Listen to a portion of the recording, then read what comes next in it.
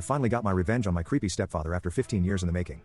My ex-stepfather, I refuse to acknowledge that he married my mother, and since my mother is deceased I shouldn't have to anymore. Is an awful man. My mother married him because she thought I needed a man in my life to help raise me. He was abusive verbally and was just a toxic person to be around. Even when my mother and he divorced, he still insisted on trying to see me, and I had to be forced to go see him and his new wife every other weekend. When I moved away from the city he was in due to me ending up in foster care, I didn't bother looking him up nor trying to find out if he was even still alive. So when I moved back in 2008, I was kind of surprised to find out he was still alive. Sorry for this lead up, but this is where the foundation of this revenge takes place.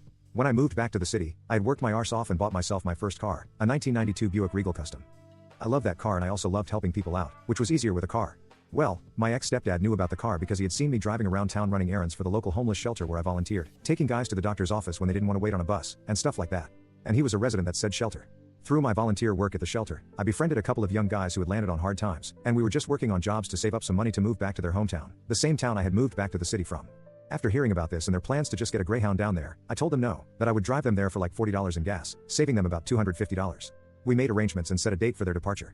Apparently, my ex-stepdad heard about this, so he cornered them in the shower that night, told them that he was going to have his way with them, and that I would be expecting the same kind of payment when I got them to that town. When they refused, he threatened to kill them, so they finally accepted.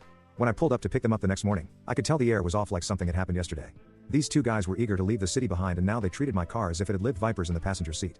So I asked them what was up. They told me they didn't know about leaving the city with me, and I assured them it would be fine, not knowing what my ex-stepdad had done the night prior. After a little coaxing and me mentioning that the Greyhound doesn't even run to where they were trying to go, they loaded up my trunk, and off we went. I could feel the tension in the car, and it had become so thick that you could slice through it using a hydrojet. After we crossed into the neighboring state, they asked me if I could just drop them off at a hotel and they would try to find other accommodations down to where they were going. I said I wouldn't mind, but wanted to know what brought on the sudden change of plans. After a tearful choking up in the back seat, they told me what had transpired the night before with my ex-stepdad, and I saw red. Oh, I absolutely despise this man. I wanted to. No, I needed to hurt him. But how? After assuring the two boys that they were going to be fine and that I wasn't even about to put them through what he did, they finally allowed me to take them all the way to their town. I instructed them to file assault charges against him and to make sure they submit DNA samples to the police, and they assured me they would. On the way back, I plotted my revenge against him, and that's when it dawned on me my ex-stepdad was a registered offender for some stupid night when he was 16.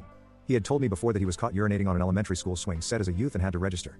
That was the main reason I ended up in foster care, to begin with. Something about child endangerment. Bureaucratic BSI also knows that he didn't register in our state for the last couple of years, because if he had, he would have been kicked out of the shelter he was staying in, since they do it 3 times a day, 7 days a week. Community outreach meals for not only the residents but also those who needed a hot meal that day, which would also include children. So on the way back, I informed the Office of Admissions staff that they had an offender in their shelter, and if they didn't get him out, I would report the shelter to the police. They had one of those safe spot stickers designating the shelter as a safe space for kids. Did I forget to mention that the shelter also ran a youth summer camp and had a youth correctional facility in the library right next to it? They took action almost immediately, but when they went to evict him, he was nowhere to be seen. He had taken off, not to be seen again, or so I thought. You see, when he vanished from the shelter that day, he thought the safest place to hide out was in his hometown, 9 states away. A smarter person would have looked up what his registration entailed and would have known that fleeing across state lines without informing law enforcement is a felony. And it doesn't just stop at the state one left, but carries over to every state between point of origin and destination. So he had racked up 9+ felony charges against him just for that little jaunt. Fast forward to about 3 months ago, I got a message from the two boys on Facebook asking me for my new number.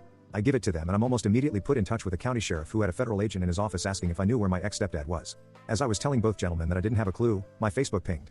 It was my ex-stepdad's wife telling me to give her husband a chance to reconcile. Gag. A quick look on her page revealed that they were together, living in my hometown, and what's more seriously, future Darwin Award winners here. They were living next door to the school he was caught urinating on all those years ago. I relayed that information to both gentlemen and asked them what charges they had on him.